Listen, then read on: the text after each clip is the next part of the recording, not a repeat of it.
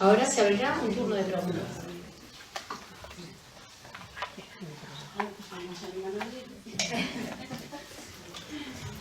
Hola, buenas tardes. Yo quería preguntarle al nefrólogo, el doctor Martín, ¿todas las glomerulonefritis son consecuencia de un lupus o no? No, hay muchas enfermedades renales que son solamente afectan a los riñones y llamamos glomerulonefritis primarias.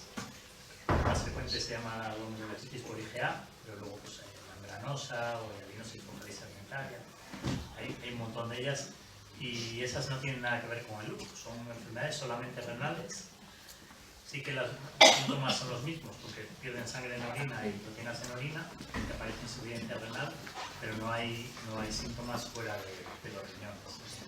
Y luego en la biopsia, pues lo que vemos normalmente es diferente a lo que vemos en una nefritis. A veces la duda... Disculpa, ¿se puede queda? Sí, así mejor. Entonces, a veces pacientes que debutan, a veces nos pasa, el paciente debuta con un cuadro que pensamos que es una glomerulonefritis aislada o localizada al riñón, pues porque tiene muchas proteínas, mucha sangre en la orina, no tiene diagnóstico previo de lupus y en el momento del diagnóstico a lo mejor no aparecen síntomas fuera de los riñones. Eso no es lo más frecuente, pero tenemos casos que a veces los primeros especialistas que vamos al paciente somos los nefrólogos y la sospecha inicial es que sea una enfermedad localizada al riñón y que no sea un lupus. Y luego le hacemos la biopsia o aparecen en las pruebas de sangre, porque siempre que aparece una enfermedad de este tipo solemos hacer un estudio en sangre y en orina y una de las pruebas que pedimos, de las pruebas que pedimos son aquellas que se relacionan con el lupus, ¿no? El complemento, los anticuerpos anti-DNAs que son más típicos de lupus. Entonces si nos van saliendo cosas de ese tipo y luego la biopsia además es compatible con una nefritis lúpica, pues aunque el paciente no tenga manifestaciones más allá, fuera de los riñones, pero sí que cumple criterios, ¿no?, para hacer el diagnóstico de lupus. Si tiene la biopsia, más pruebas de laboratorio compatibles. Y otra cosa, ya aprovechando, he hablado antes de la dieta, de la proteinuria, de procurar bajar la dosis de proteína. La ingesta de proteínas. ¿Pero proteína, toda clase de proteína o la proteína animal? O sea, carne, pescado... Normalmente, si lo que no hay que hacer sobre todo es comer muchas proteínas, ¿no? Que a veces dice, pues si quiero proteínas, pues voy a comer más proteínas para compensar, ¿no? Pues eso es eso no. Se recomienda una ingesta de proteínas normal. Normalmente pues, en torno a 1 gramo de proteínas, bueno, 1 gramo de proteínas por kilo de peso, que viene a ser, si es carne roja, pues un filete al día podría ser una ingesta normal, si solo comemos esas proteínas, ¿no? Pero no insistir en comer más proteínas o no tomar suplementos de proteínas, que ahora está muy de moda el tema de la creatina o suplementos de proteínas que se usan para aumentar la masa muscular, pues eso cuando hay una enfermedad renal ya establecida no son recomendables y en pacientes sanos, pues en principio no se ha demostrado que sea malo, pero cuando un paciente ya tiene alguna enfermedad renal, lo que hay que recomendar es una ingesta de proteínas normal o normal baja. Pero aunque sean vegetales, ya por completar. Bueno, las proteínas, normalmente los vegetales, la cantidad de proteínas que aportan son menos cantidad. En principio las proteínas más fácil de consumir más proteínas suele ser con la carne roja, ¿no? Pero sí que es verdad que las proteínas que vienen del pescado, por ejemplo, o que vienen de los vegetales, pues sí que serían menos más. Sí. Pero bueno, al final si tú comes una cantidad de proteínas normal, que no es muy excesiva, no pasaría nada por comer carne roja también, pero en una cantidad muy alta viene, ¿no? Gracias.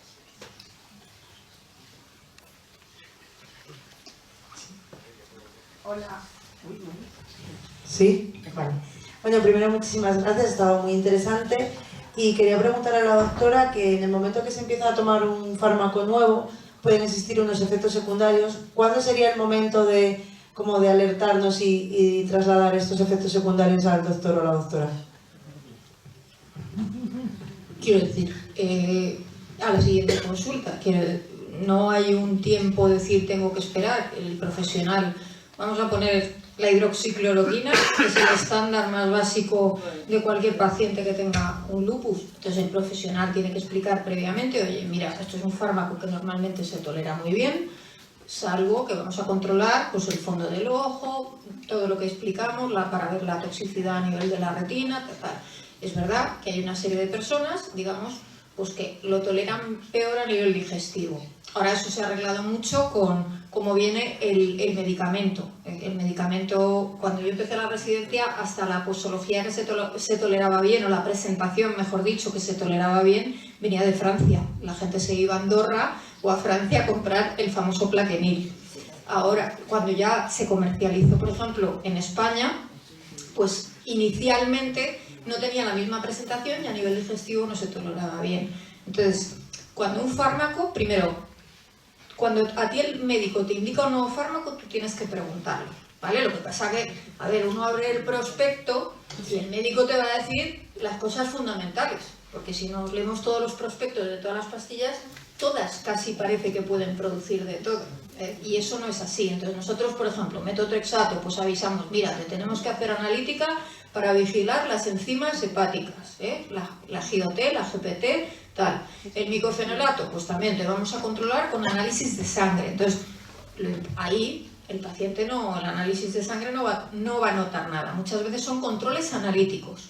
Y si hay un efecto secundario que es muy dependiente, o sea, muy característico de una medicina, el profesional es el que va a chequear, pero si tú notas cualquier cosa, pues vamos a decir, tu obligación como paciente es, lo apuntas. Miren, pasa esto. Y entonces el doctor te dirá, pues mira, esto se relaciona con este tratamiento o no. Porque todo ser humano tiende a asociar siempre cualquier cosa que le pase con un hecho que acaba de ocurrir. Y a veces no está relacionado. Yo me puede pasar una cosa, como he empezado un tratamiento, lo que va a pensar mi cabeza es que eso se asocia a ese tratamiento. Y no siempre es así. Pero para eso está tu médico, para explicarte, pues mira, vamos a dar una oportunidad. A veces, ¿qué hacemos si no lo tenemos claro? Si se puede, suspendemos temporalmente y volvemos a reintroducir. O sea, quiero decir que no hay un tiempo, si me noto esto espero 3 meses. No, cuando tengas consulta se lo dices. Y si hay algún efecto secundario que es más relevante, por ejemplo, el primo hermano antes de la voclosporina, el mismo fármaco, la ciclosporina, el mismo fármaco puede producir hipertensión, toda esta familia de fármacos. Entonces, el profesional te dirá, pues contrólate la tensión y tráemelo. O estate atenta si te va a doler la cabeza o lo que sea.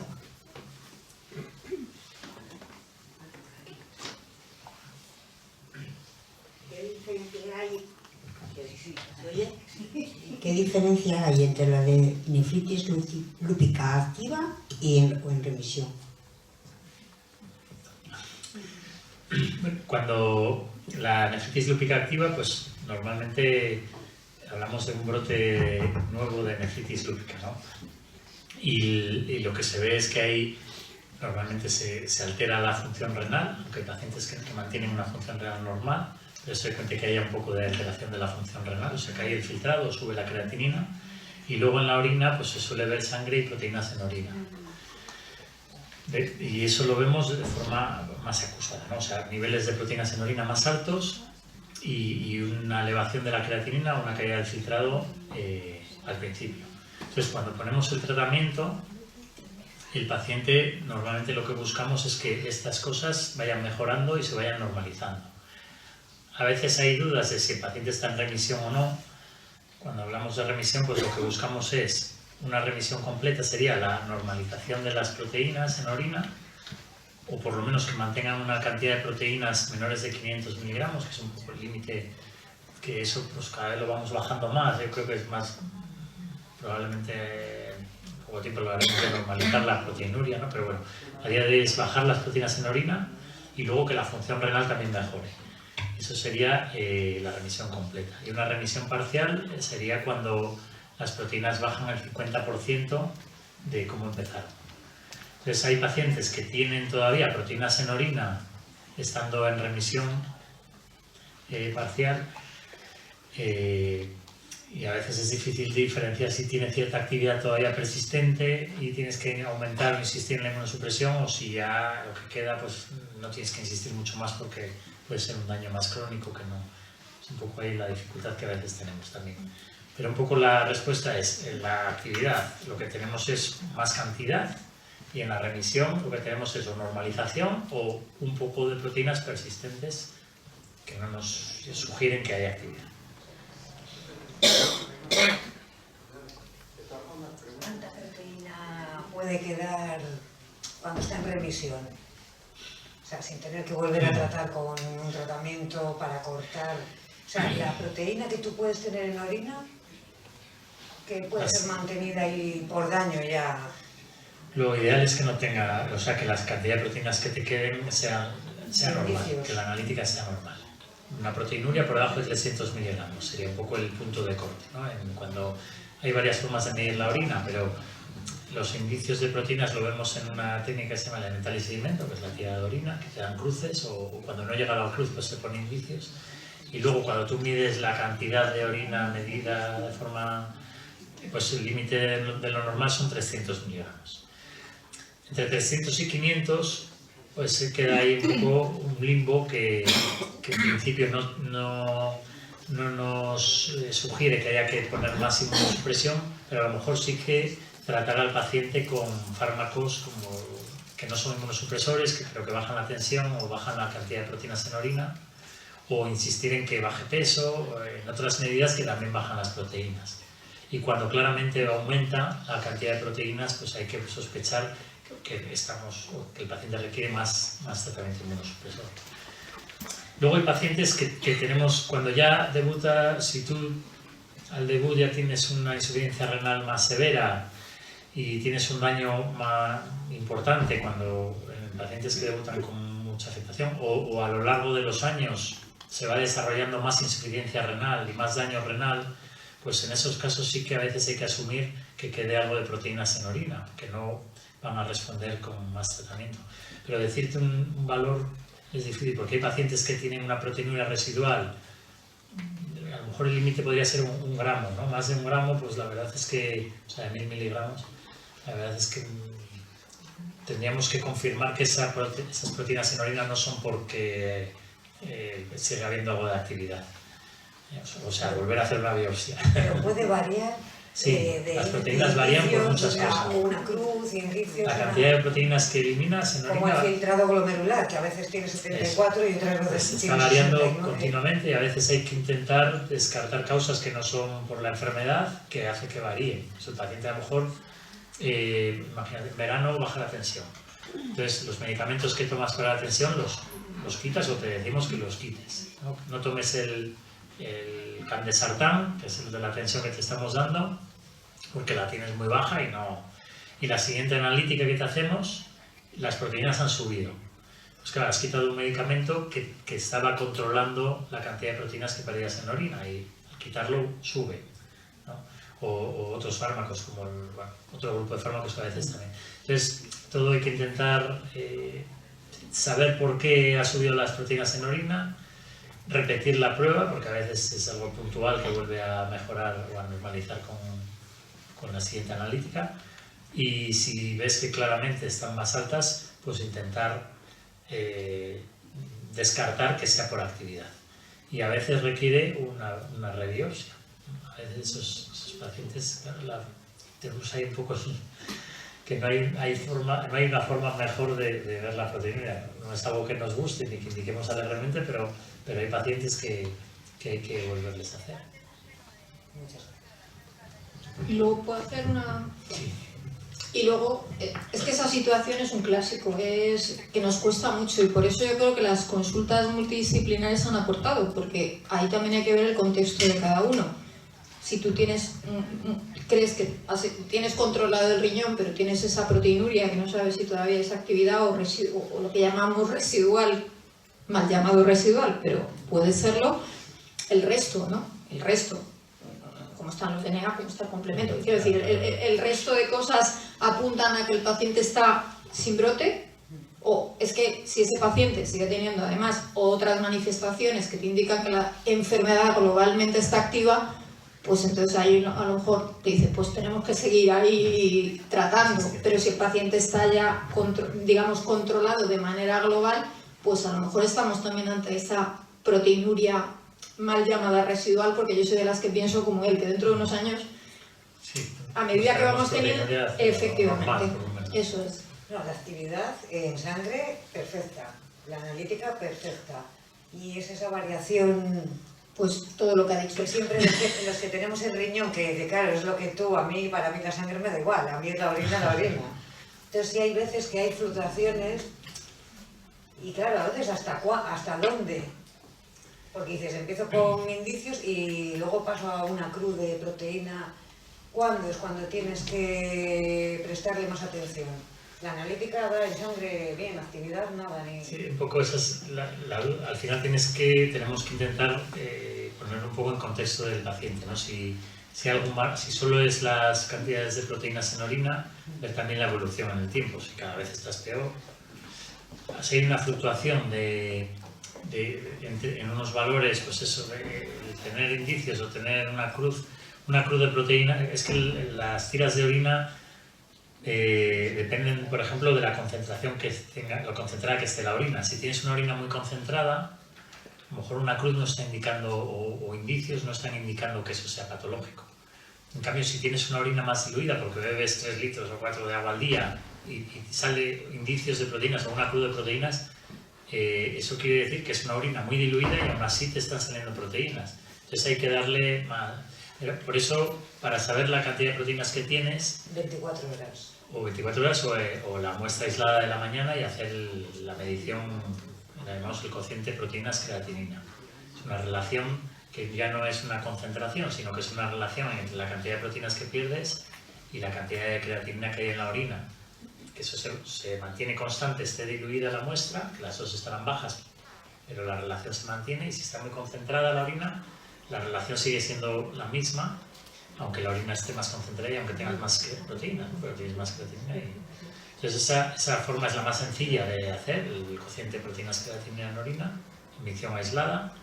La forma más segura, más fiable sería la recogida de orina 24 horas bien recogida, que a veces no es difícil, ¿no? Yo me dan en un bote ahí todo el día, todas las orinas que vayan al mismo bote, y pues yo tampoco lo veo tan fácil.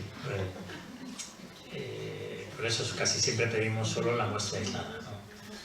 Y luego lo del metasedimento nos da otra información, nos da si hay sangre en la orina o si hay leucocitos en la orina, si hay una infección, que a veces hay proteínas que suben porque hay una infección de orina. No todas las proteínas se filtran en el glomérulo y aparecen en la orina, sino que hay proteínas que aparecen en la orina de la propia vía urinaria, ¿no? O de la zona de los túbulos, que es una proteína tubular. Entonces, bueno, al final, el decirte un valor, no te lo... Pero quizás el objetivo es normalizar la proteinuria. Si la única forma que haces de medir la orina es con la tira de orina, pues esas variaciones van a depender de la concentración urinaria. Y si eso cada vez va más, pues es cuando claramente tiene un valor y tenemos que valorar un poco en conjunto todo. ¿Por qué las personas que padecen lupus tienen más facilidad para tener placas de aterosclerosis? Porque la enfermedad en sí se ha demostrado que es un factor de riesgo cardiovascular en sí. O sea, a nivel de población, vamos a decir, sin lupus, hay unos factores de riesgo cardiovascular conocidos, como es la hipertensión, el aumento de la dislipemia, el aumento del colesterol, de los triglicéridos, la obesidad. Entonces, todo eso se llaman factores de riesgo cardiovascular. Pues la persona que padece un lupus, la enfermedad, sí, ese contexto inflamatorio, es en sí un factor de riesgo cardiovascular. Por eso es tan importante que también una persona con lupus tengamos bien controlados todos esos, el colesterol, la tensión, el peso, porque si ya de por sí tiene un factor de riesgo cardiovascular por el tema de la enfermedad y vamos añadiendo, pues en la coctelera se van sumando y mayor riesgo de factor de riesgo cardiovascular. Por eso he dicho antes con lo de los trombos ahí es otro tema, quiero decir que es multifactorial, no hay una causa, se pueden juntar varias. Y está claro, en todos los estudios de riesgo cardiovascular a nivel del lupus es una enfermedad, como hemos visto, el doctor Martín nos lo ha enseñado, el glomérulo, que es perdonadme la licencia, pero como una albondiguilla de capilares, de vasos. Entonces, el endotelio en esta enfermedad también sufre, como en otras enfermedades autoinmunes. Entonces, se produce una reacción a nivel de la pared del vaso que favorece que se vayan formando plaquitas de colesterol en ciertas zonas. Y no sé si ahora...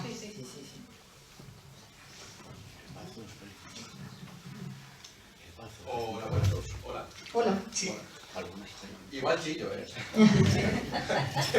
Pero se nos oye bien, que es que ya vas a hablar. Sí, tiene buena acústica. Hola, ¿qué tal? Nada, mi pregunta va un poco más al aire, no sé quién me la podría responder del todo. Y es que va más hacia los procesos de discapacidad. En cuanto a un proceso de discapacidad, ¿cómo de relevante es que la nefritis lúpica que sufrimos esté activa o esté en remisión? ¿O nos da igual de una forma u otra y lo que importa es el diagnóstico?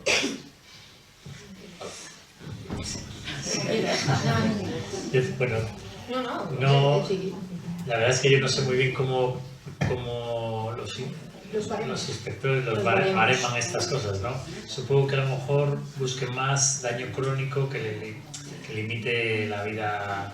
Entonces, en la fase aguda de la enfermedad de la nefritis lúpica, pues quizás no aporte mucho más, sino ellos supongo que miren la función renal que te queda, sobre todo lo del filtrado. Yo creo que es lo único que se deben, porque yo tengo pacientes que tienen enfermedades, una poliquistosis, por ejemplo, que es una enfermedad que sabes que va a acabar en diálisis, ¿no?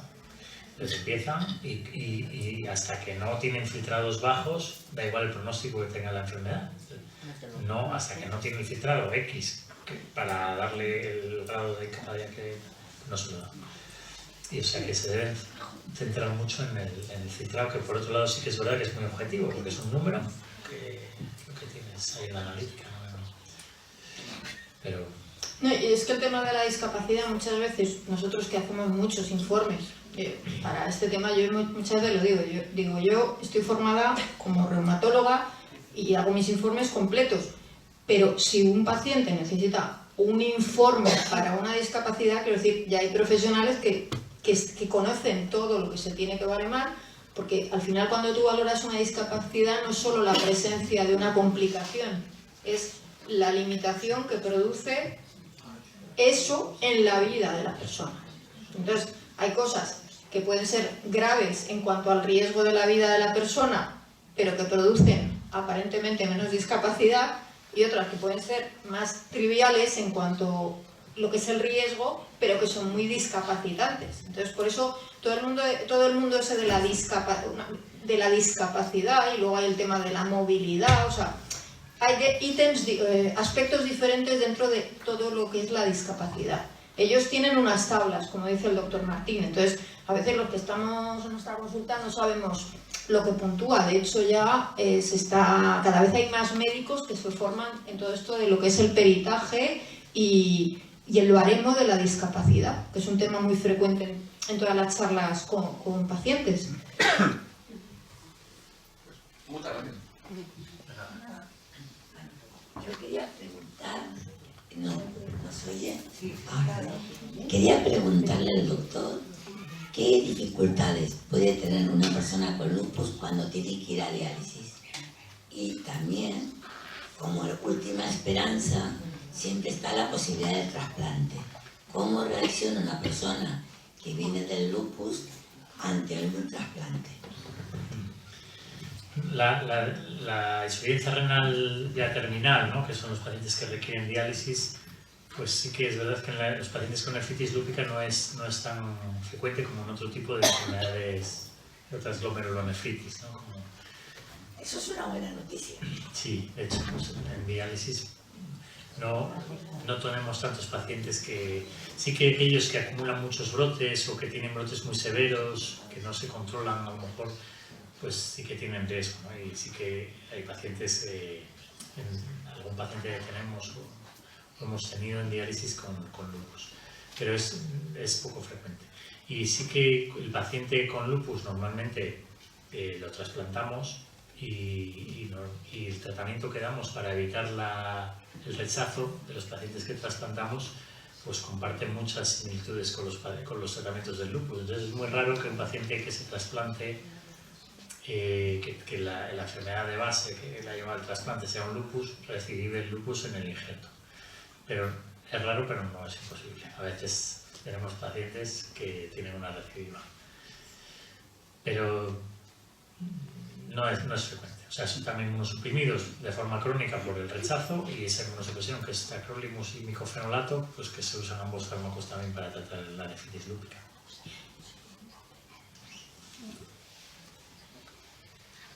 Buenas tardes. En las dos presentaciones ha pasado un poquito así, porque por encima, no sé si lo sé decir bien, el fenómeno de Raynaud o es Raynaud. Sí, sí. ¿Qué relación tiene con...? Porque en ambos casos ha aparecido en algún momento. Yo creo que es todo lo que sí. Pero también ha aparecido en el... Sí, sí. Sí, también. A ver, el fenómeno de Raynaud no es exclusivo del lupus, ¿vale? El fenómeno de Raynaud, de hecho hay gente que en su vida lo único que tiene es fenómeno de Raynaud. ¿Qué es el Raynaud? El Raynaud es una hipersensibilidad de los capilares de las extremidades, sobre todo de los dedos de las manos, los dedos de los pies, o sea, lo que llamamos las partes sacras, la punta de la nariz, las orejas e incluso los pezones en las mujeres, que exageran demasiado ante ciertos estímulos que suelen ser los cambios de temperatura, incluso el estrés o el frío. Entonces, el capilar que hace ante esos estímulos, lo que decimos se vasoconstriñe, se contrae. Entonces, durante esa contracción, si dura más de lo normal, pues ¿qué pasa? Que el flujo de sangre hacia esas partes disminuye. Si eso está muy mantenido en el tiempo y se acompaña de un daño del vaso, ese vaso que a base de tanto tener esa constricción, esa vasodilatación, esa vasoconstricción, vasodilatación, pues en ciertas enfermedades ese vaso ya se daña. Y entonces ya no reacciona, no se corrige, o sea, habrá partes que se vasoconstriñen, otras que se vasodilatan, otras que desaparecen. Entonces, el fenómeno de Raynaud, en general, lo estudiamos los reumatólogos, porque la mayoría de las veces no se asocia a otras enfermedades, pero en un porcentaje pequeño se asocia a enfermedades no solo como el lupus. Donde más aparece es en la esclerosis sistémica, en la esclerodermia. Es la enfermedad autoinmune sistémica donde más fenómeno de Raynaud hay. Luego también puede aparecer en el lupus, en el Sjögren, en la artritis reumatoide, en las vasculitis. Entonces, el fenómeno de Raynaud, si aparece en el lupus, hay que tratarlo como cualquier enfermedad. Parte de los tratamientos que ha puesto el doctor para para controlar el riñón, ¿no? La proteinuria y tratar la hipertensión asociada al daño renal, los inhibidores de la ECA, no, los inhibidores de la ECA no, los ARA, bueno, el cáncer, como ha dicho, los ARAS, bueno, pero yo los ARAS digo, bueno, unos fármacos que utilizamos como el losartán, el cardexartán, todos estos ayudan también para tratar el Raynaud. Pero si el Raynaud es muy intenso, tenemos que usar otro tipo de fármacos más potentes. Lo que pasa es que en general el lupus, el Raynaud cuando aparece, no, como todo, esto es una generalidad, luego cada uno es de una manera, no suele ser tan intenso como por ejemplo en la esclerosis sistémica. ¿Vale? Entonces aparece en un porcentaje menor. Hay otras manifestaciones que pueden aparecer en el lupus que no he nombrado, quiero decir, yo no he hablado de todas, porque entonces es que hay muchas. He hablado de lo más frecuente y de lo principal, y una de ellas es el fenómeno de Raynaud. Nada. Una cosilla. La artritis psoriásica tiene algo que ver con el lupus. La artritis psoriásica es una enfermedad inflamatoria, es decir, nosotros los reumatólogos atendemos toda una serie de grupos de enfermedades, ¿no? Pues hay unas que son enfermedades autoinmunes sistémicas, y ahí tenemos esclerodermia, el lupus, el Sjögren, etc. Y luego tenemos un bloque que son las inflamatorias, cuya principal característica es la inflamación de las articulaciones, ¿vale? Y ahí está la artritis psoriásica. La artritis psoriásica, como... ¿quién me ha preguntado lo del riesgo cardiovascular? Ah, que no veía. El riesgo cardiovascular Estaba por ahí. El riesgo cardiovascular, por ejemplo, la artritis psoriásica no tiene que ver con el lupus, es una enfermedad diferente, pero también se asocia a un aumento de riesgo cardiovascular. Es una enfermedad, la artritis psoriásica, que tiene un aumento en sí, es un factor de riesgo cardiovascular. ¿Y la artritis reumatoide no? Sí, también. De hecho, la primera vez que se vio que estas enfermedades eran un riesgo, un factor, de riesgo cardiovascular independiente, fue en la artritis reumatoide, que es la más estudiada. Es donde se vio. Y luego ya cada vez se ha ido viendo que esto era en la patología inflamatoria y en la patología autoinmune. Cuanto más inflamatoria es la enfermedad, mayor aumento del riesgo cardiovascular. La artritis psoriásica sí que es verdad que es más raro que produzca afectación renal.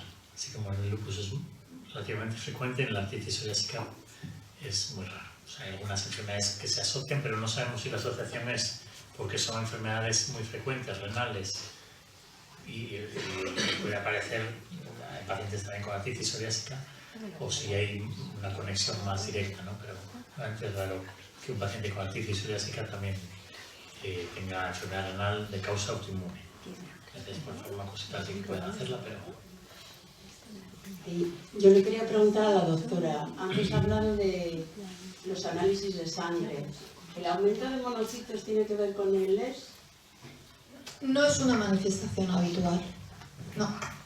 A nivel de sangre, lo habitual es la leucopenia, es decir, la disminución de los glóbulos blancos en un rango que normalmente no suele descender por debajo de los 1000, digo, cuando son asintomáticos. Si ya disminuye por ahí, hay que buscar también otras causas que pueden ser medicamentosas, la bajada de las plaquetas y la trombopenia. Son las más frecuentes. Luego también puede haber una anemia de trastornos crónicos propia de la enfermedad, cuando haya actividad, lo que se llama por trastornos crónicos, u otros tipos de anemia. Quiero decir, se puede tener un LES y tener una anemia ferropénica porque tengo una complicación a nivel digestivo que me está haciendo sangrar. Tengo una úlcera por otro motivo. También puedo tener una anemia debida a un déficit de ácido fólico o de vitamina B12. Consecuencia como multifactorial también. Entonces, bueno, y luego ya lo que decimos, todo el mundo del trombo, ¿no? Anticuerpos antifosfolípido, hiperhomocisteinemia, hay muchas, ahí entramos en otra. Hola, buenas tardes. Muchas gracias por la charla y gracias también a la asociación por llevarla a cabo. Ya aprovecho la coyuntura y hago dos preguntillas. Una, hablabas de diálisis, sobre que el lupus no es lo más prevalente dentro de la diálisis, y era para preguntar cuáles son las mayores causas de acabar ahí. Y hablabas también del filtrado.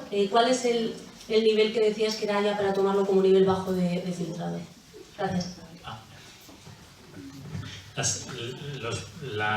Lo que comentábamos también, las enfermedades que con más frecuencia producen insuficiencia renal ya que hay que hacer diálisis es la diabetes, la hipertensión, tabaquismo, las enfermedades cardiovasculares.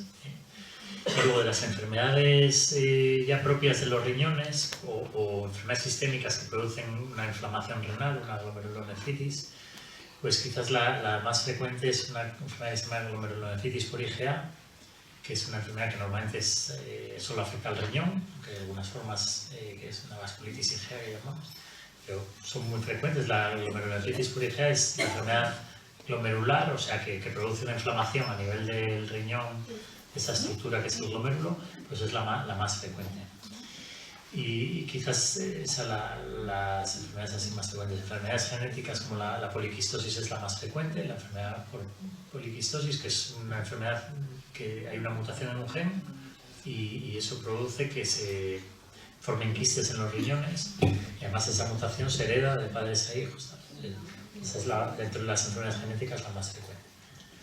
Pero las enfermedades así inmunológicas o nefritis, la glomerulonefritis por IgA. Y luego me has dicho el filtrado. Pues el filtrado, un paciente necesita hacerse diálisis cuando los riñones filtran ya muy poco. Un filtrado normal está en torno, por encima de 90, que llamamos, es como si fuera un porcentaje, ¿no? Aunque no lo es realmente, son 90 mililitros por minuto. O sea, filtran la sangre, 90 mililitros de sangre está filtrada por el riñón en 1 minuto. Pues cuando eso va bajando, que lo medimos en función de la creatinina, clasificamos al paciente en diferentes estados de enfermedad renal. Hablamos de enfermedad renal ya grave cuando es estadio 4, que el filtrado baja de 30. Y pacientes que llamamos ya de enfermedad renal avanzada, de prediálisis, quiere decir que ya está muy cerca de hacerse la diálisis, cuando el filtrado baja de 15.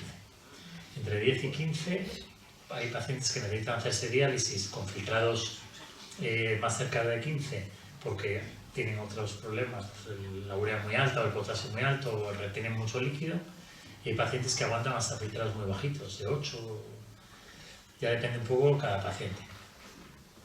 Pero, y luego el tener un filtrado bajo una vez no es obligatorio que te hagamos diálisis, o sea, tienes que mantener filtrados bajos en el tiempo. Pacientes que hacen un fracaso renal agudo, que tienen un filtrado muy bajo y que con sueros o tratamiento del fallo renal se recupera y no necesitan diálisis. Entonces tiene que ser un proceso crónico, que se mantiene un filtrado muy bajo durante tiempo, que veamos que se acumula fósforo, que se acumula potasio o la urea muy alta, cuando ya, pues, no, la analítica no es compatible con seguir así y hay que dializar. Hola, buenas tardes. Es que a mí me surgía una duda. Yo tengo lupus y tengo síndrome de Sjögren. Hablamos de nefritis lúpica, pero los pacientes que tenemos Sjögren a largo plazo también podemos tener alguna insuficiencia renal o algo que tenga que ver con los riñones. Sí, el síndrome de Sjögren puede producir lo que es como, bueno, una parte de la charla hablaba de que la nefritis lúpica lo más frecuente es que produzca afectación del glomérulo, que es la parte vascular, la parte por donde pasa toda la sangre, ¿no? En cambio, en el síndrome de Sjögren, la afectación renal que se puede producir es de la parte que soporta o que la andamiaje de estos, o sea, la parte estructural del riñón, ¿no? Que le llamamos la parte tubulointersticial. Entonces puede producir una insuficiencia renal que normalmente no vemos sangre en la orina y puede tener algo de proteínas, pero normalmente es una cantidad baja de proteínas. Entonces, si un paciente con un síndrome de Sjögren empieza a desarrollar insuficiencia renal que tenga estas características, ¿no? Que decimos insuficiencia renal de perfil intersticial, pues hay que sospechar que que no hay sangre en orina y que la función renal cada vez está peor, hay que sospechar que pueda ser por la enfermedad de Sjögren. Y ahí la única forma de diagnosticarlo es con la biopsia renal. Y si tienes un lupus y un Sjögren, pues a veces para discriminar entre una cosa y otra es necesario. Yo quería hacer una pregunta a los dos. Normalmente la población que padecemos lupus, el 90% somos mujeres, pero normalmente la gente que nos viene a preguntar, nos llama, lo que veo es que muchos de los hombres que tienen lupus tienen afectación renal. ¿Tiene algo que ver que es el sexo con respecto a la afectación renal?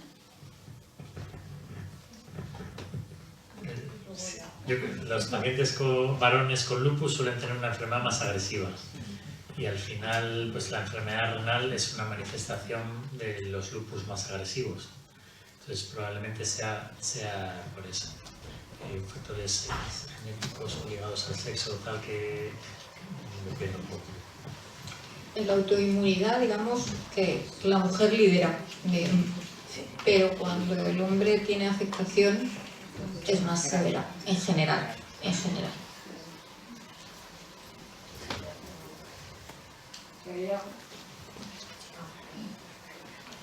Buenas, yo quería preguntar, no sé cómo podríamos diferenciar entre el dolor que tenemos nosotros ya propio por el lupus con el dolor que podemos llegar a sentir al hacer deporte. ¿Cómo podríamos diferenciar? Bueno, hay dos tipos a nivel articular, ¿no? Articular, hablo de articulaciones, ¿no? Lo que son los nudillos, las muñecas, los codos, los hombros, rodillas, caderas. Hay lo que llamamos dolor inflamatorio. El dolor inflamatorio es un dolor que típicamente duele más en reposo, que se suele acompañar además de rigidez por las mañanas, que me noto que estoy como oxidado y tengo que estar un ratito moviendo hasta que empiezan como a engrasarse, por decirlo, y empiezan a moverse. Entonces las artralgias de lupus, esas que he comentado antes de pequeñas articulaciones, eso, son más de ese tipo. En cambio, un dolor mecánico, un dolor que me he hecho asociado al deporte, normalmente con el reposo mejora y es cuando voy a tener actividad cuando empeora. Esto de esta frontera entre el dolor inflamatorio y mecánico, a veces puede haber un componente mixto, como pasa en la artrosis, por ejemplo, ¿no? Que típicamente es más mecánico, y luego otra cosa es el dolor muscular, que hay veces que eso que he llamado yo antes mialgias, que son como agujetas, también puede que no sean agujetas. Entonces aquí hay que aplicar sentido común. Es decir, yo he hecho una actividad deportiva como para tener agujetas, o siento agujetas cuando no he tenido agujetas nunca e independientemente. Otra cosa es que hayas ido al gimnasio, te has pegado una paliza y dices... Entonces ahí siempre lo que decía un poco, ¿no? ¿Cómo es el lupus o cómo es? Entonces, si hay un motivo para que tú tengas ese dolor, pues lo normal es que tenga. Lo que pasa que también un exceso de actividad o eso también puede haber causado un estrés que lo produzca. Es decir, porque no he hablado de ello, pero también en el lupus a veces aparece lo que se llama una miositis. Aumentan, digamos, hay un daño a nivel de las fibras musculares y hay una inflamación, entonces pues las células musculares se dañan, empiezan a liberar las enzimas que tienen dentro y eso también se puede ver. ¿Vale? Entonces, siempre el contexto, si estamos hablando de articulares, ¿cómo es el dolor? Si es inflamatorio, si es mecánico. Que no, si estamos hablando de músculo, contexto. Contexto, y esto es una cosa pasajera o esto es una cosa que me da igual, es que me duele en la cama también, en reposo. Eso ya es otra cosa. Muchas gracias. Nada. Y ya de paso quería preguntarle a Luis, no sé si a nivel analítica si estamos, imagínate no, a nivel analítica estamos perfectos, pero estamos empezando a ver espuma en la orina. ¿Es un factor que tenemos que mantener en el warning ahí? Normalmente si tú en la analítica de orina no tienes proteínas en orina, el que tengas espuma no, pues a lo mejor has comido algo que hace que tenga más espuma o lo que sea. Pero, o sea, yo lo de la espuma en la orina lo preguntamos mucho en las consultas, pero al final, mira, si diagnosticas la proteinuria porque hay espuma en la orina, eso hace a lo mejor 50 años. Pero hoy día con los seguimientos que hacemos a los pacientes, las analíticas seriadas y tal, normalmente la cantidad de proteínas que detectamos en una analítica no tiene que hacer espuma a la mayoría de los pacientes. Pero bueno, si ves una cantidad de espuma y tal, y hace mucho que no te haces una analítica de orina, pues a lo mejor merece la pena hacer la analítica de orina. Vale, perfecto. Muchas gracias. Hay que decir que todo esto, como digo yo, son charlas generales y que luego hay gente con diferentes contextos. Aquí, gracias a Dios, estamos en un contexto donde hay una sanidad, un apoyo. Pero luego hay muchas partes del mundo donde la gente no tiene eso. Entonces, como ya no sé en streaming también a dónde estamos llegando, creo que es importante también saber que, evidentemente, como dice el doctor, gracias a Dios nosotros ahora ya no esperamos a la espuma. Pero tanto si el paciente, hay gente que nos está mirando todo el día. Y a lo mejor hay gente que, lo digo con cariño, pero bruta, que aguanta. Entonces, a eso me refería, porque el riñón, como bien ha dicho él, no es como el lupus cutáneo, que lo ves. Entonces, si tú eres de esos que no te escucha, que no te encuentras bien, que aguantas, pues claro, puede llegar, que yo he visto algún caso de gente que ya llega con una nefritis lúpica avanzada porque se ha aguantado muchísimo. O gente que no tiene acceso a la sanidad como tenemos aquí. Entonces, en esos casos, pues oye, evidentemente, gracias a Dios, en nuestro contexto no es lo habitual. Y una puntualización, porque me ha parecido muy importante lo del Sjögren. Una cosa es tener síndrome seco asociado, ¿vale? Que eso se puede acompañar de falta de lágrima, de sequedad en la boca. Y otra, reunir criterios de Sjögren, porque claro, hoy en día aquí vivís en Santander y hay humedad, pero que hoy en Madrid síndrome seco tiene tiene mucha gente, porque efectivamente las pantallas, vivimos en un secarral, el cambio climático. Entonces, el Sjögren es lo que se llama un síndrome de solapamiento. Antes se ha hablado del lupus, cuando el lupus se asocia al lupus, a la artritis reumatoide. Y el Sjögren más el lupus es un solapamiento. Son dos enfermedades autoinmunes que se han juntado. Ahora, un paciente con lupus puede asociarse a un Sjögren, o un paciente con lupus puede tener un síndrome seco ocular y oral sin tener criterios de Sjögren sistémico. ¿Vale? Es que lo he pensado antes y no lo he dicho. Bueno, yo no pensaba intervenir, pero agradeciendo a la Asociación del Lupus que nos ha traído a un nefrólogo. Yo ya llevo bastante tiempo que en las últimas... Yo tengo una artritis reumatoide hace 27 años, muy asociada a muchísimos síntomas de los de lupus. Yo tengo cantidad de síntomas igual que los de lupus. Pero en mis últimas revisiones me dicen: tienes la urea alta y el riñón no te funciona muy bien. Y esa es toda la explicación. Yo suelo pedir muchas explicaciones, pero luego me dan muy pocas. Y entonces, aprovechando que él está aquí, a ver si me dice lo de la urea y lo del riñón, que funciona poco, que está un poco lento, que está al medio de Gracias. Sí, términos que usamos a veces coloquiales para facilitar la comprensión, ¿no? Pero la urea alta a veces es un marcador de función renal, pero no es muy bueno, porque puede estar alta pues, en situaciones de poca hidratación o en verano a veces bebes menos agua y puede variar los valores de urea sin que eso nos diga que la función renal está peor, ¿no? Entonces nos fijamos sobre todo en la creatinina y en el filtrado glomerular, que no es más que una fórmula en la que el valor más importante que es la creatinina, ¿no? O sea que al final los valores de creatinina es lo que más nos van a dar información respecto a la función renal. Entonces, cuando un paciente, en su caso, que tiene artritis reumatoide y empieza a desarrollar una experiencia renal, pues hay que ver si puede tener relación con alguna enfermedad renal que se pueda asociar a la artritis reumatoide, que a veces ocurren pues, glomerulonefritis asociadas a la artritis reumatoide, vemos, o otro tipo de daño renal, o alguna enfermedad renal que se relaciona con bien los tratamientos que se usan, como los antiinflamatorios de forma crónica, o si hay que hacer exploraciones con contraste, o algunos fármacos para la artritis reumatoide, como el metotrexato, también pueden a largo plazo o dosis altas en pacientes susceptibles de hacer daño renal, o si más bien es porque pues, el paciente es hipertenso, o es diabético, o tiene algo vascular que le pueda estar produciendo esa alteración del filtrado. El filtrado glomerular es algo que con los años se va perdiendo también.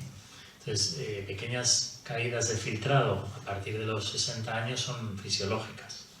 Estamos hablando de en torno a 1 o 2 mililitros por minuto año, es algo fisiológico. Entonces sí que es verdad que a partir de esa edad podemos ver cierta caída del filtrado y que no tenga que alarmarnos mucho. Pero si es algo que va progresando, que cada vez está peor, o que se acompaña en orina de que hay alguna otra alteración, con la sangre o proteínas, pues eso sí que habría que valorar. Supongo que habrán visto eso, pues una pequeña alteración de la función renal que se mantiene a lo mejor un poco alterada, pero estable en el tiempo. Hay pues un seguimiento, controlar la tensión, revisar el tratamiento, que no haya nada que... No, bueno, pero la que se lo puede mirar uno mismo en casa, ¿no? Que al final es lo que les decimos.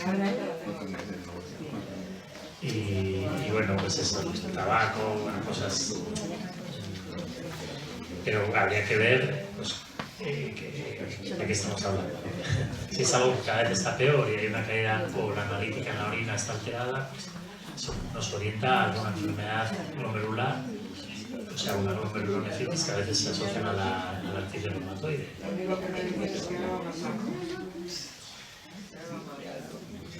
Sí que la urea se eleva en sus situaciones de peor hidratación.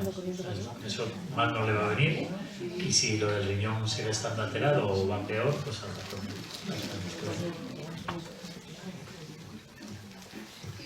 Quería hacer una pregunta a la doctora. durante el tiempo que ha pasado usted las... No se oye. A ver, mi pregunta es, cuando ha hecho usted la presentación, uno de los dibujitos era un pie como que le atravesaban muchas hormiguitas.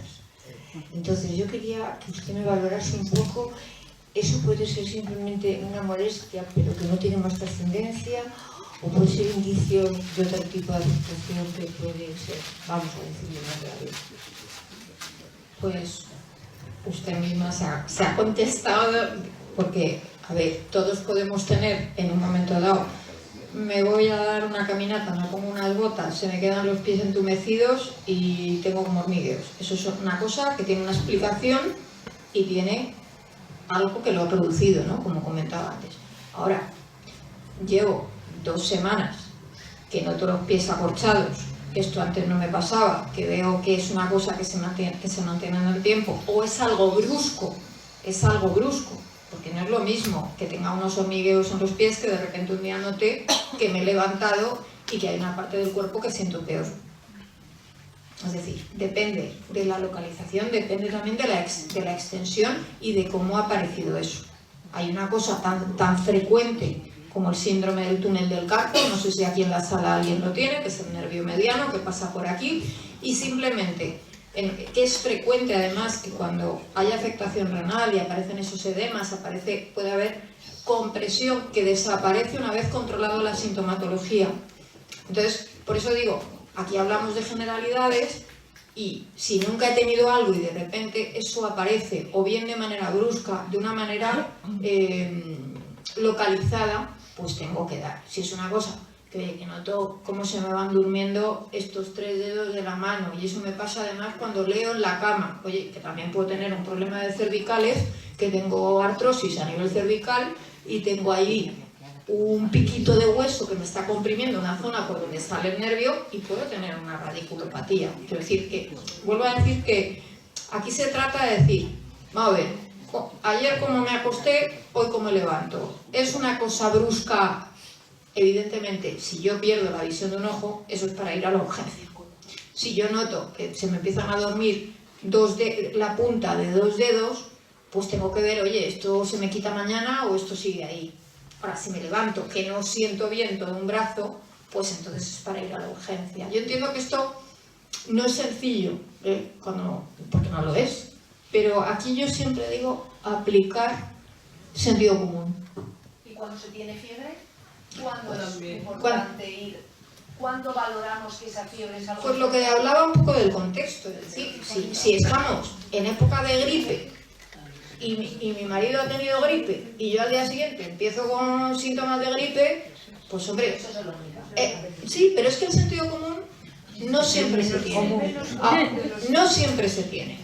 Y yo creo que eso hay que fomentarlo, porque, vamos a ver, evidentemente, si yo me encuentro de mi enfermedad estable, vamos a decir, no tengo brote, estoy con la actividad controlada, empiezo con fiebre, lo más probable es que haya pillado cualquier infección o cualquier cosa, ¿vale?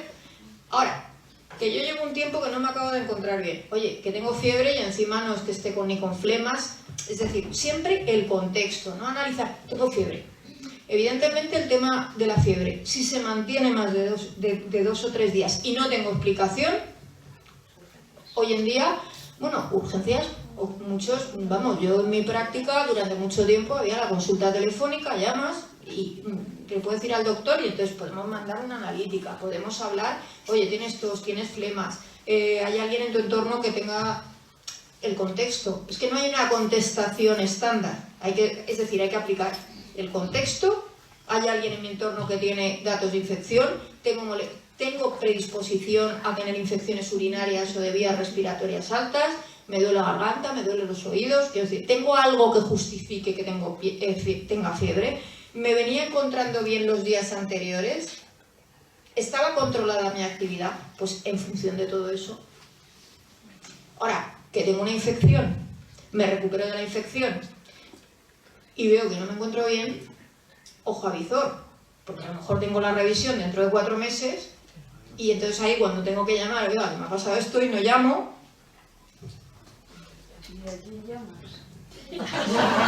Pues a ver, esto... A mí me pasa como la señora, yo tampoco quería hablar, pero... No, sí. Mire, cuando dicen la asistencia... No, que se me oye muy bien. No, pero bueno. Que se me oye muy bien. Esto, cuando dicen la asistencia médica, ¿qué le parece a usted? A mí hace 4 años por una biopsia me detectaron lupus cutáneo. Voy el 9 de abril y me dicen que no y que deje de tomar la hidroxicloroquina y que me van a llamar porque van a hablar con mi reumatólogo. Hoy estamos a no sé qué, 26 de septiembre, todavía no me ha llamado nadie. He puesto no sé cuántas reclamaciones, entonces estamos cuando dicen llamo, ¿a quién? Si mi médico de cabecera me dice que yo soy un conejo de Indias. A ver, igual que aquí en este contexto, como ha dicho el doctor Martín, utilizamos palabras que evidentemente en nuestro contexto no usamos e intentamos. Todos, como profesionales, podemos tener palabras a veces menos adecuadas, porque somos seres humanos, quiero decir. A mí no, son dos cosas. A mí como médico de atención primaria no se me ocurre decir es usted un conejillo de India. Pero que además es la realidad, porque yo tengo un problema y nadie me lo sabe atajar. Que he puesto mi segunda diapositiva. Fíjese que he hablado del peloteo que sufre el paciente. Esa es la realidad. O sea, que lo tengo cristalino. Esa es la realidad. Y no le voy a... Y creo que muchos de los que están, de los profesionales que estamos atendiendo a gente con patologías, pues como es en este contexto, patología crónica, somos los primeros que no nos gusta, empezar por decir que nuestra herramienta de trabajo, sobre todo en especialidades como la que tiene el doctor y la mía, porque hay especialidades que son más técnicas, pero la nuestra mucho es de escuchar, de explorar, como ha dicho el doctor. Y eso es tiempo. ¿Y qué se ha pretendido? Industrializar la sanidad. No hablo de unos ni de otros, esto es un concepto, no hablo ni de pública ni de privada. El acto médico se ha pretendido industrializar. El siguiente. Y a nosotros se nos mide el trabajo. En todos los sistemas, la famosa productividad por el volumen.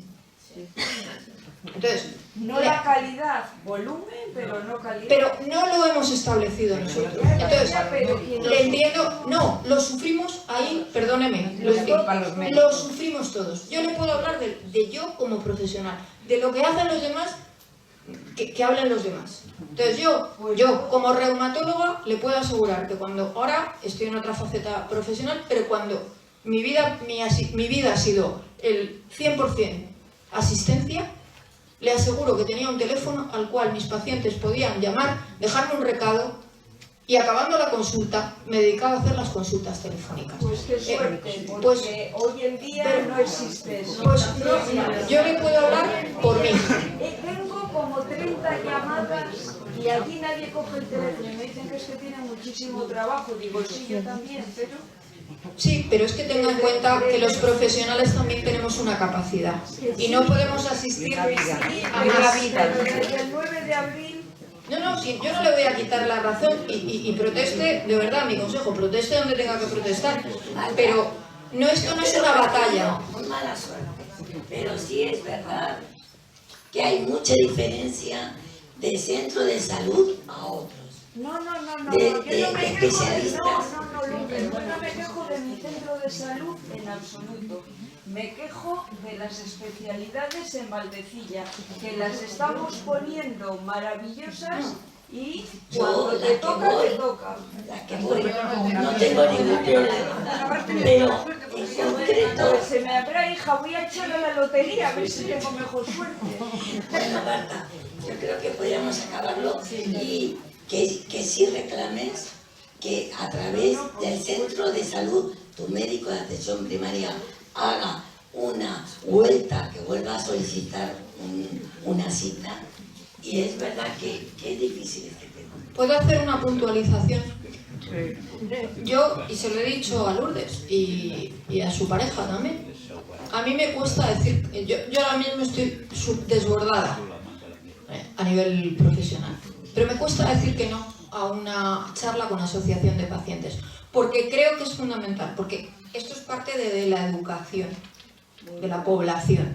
En España falta mucha cultura sanitaria, mucha. Entonces, el problema que usted, y digo que no sé cómo se llama, pero Marta, que expone Marta, es un problema que sufrimos todos, porque vuelvo a decir, los médicos, también somos pacientes, también tenemos familiares y amigos enfermos, aunque parezca que no, pero sí. Entonces, entiendo perfectamente de lo que está hablando. Pero vamos todos juntos. Entonces, la sanidad, hay muchas veces que la hemos maltratado y se ha abusado de ella. Y estamos usando las urgencias como no deben usarse las urgencias. Como médicos, como centros de atención primaria en muchas situaciones. Que no entro en el porqué, pero que esto es una bola que se ha creado entre todos. Entre todos. Y al final depende uno, no que si es Valdecilla, no si es el ambulatorio de Villabollullos de abajo, depende con quién dé usted. Es mi opinión personal.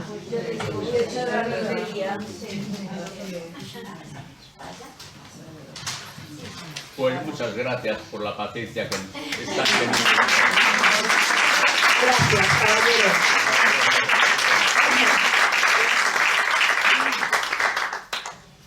Por favor, esperen que ahora la Junta Directiva hará una entrega de un regalo. A los ponentes, claro.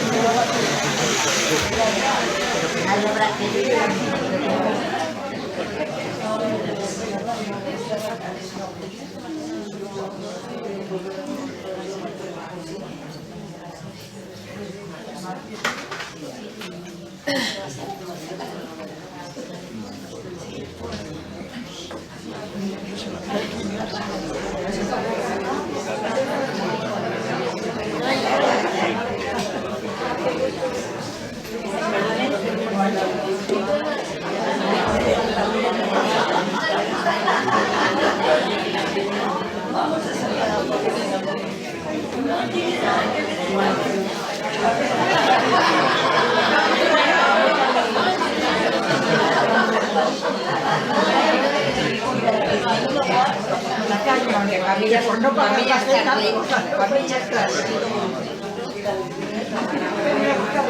cama ya me llama.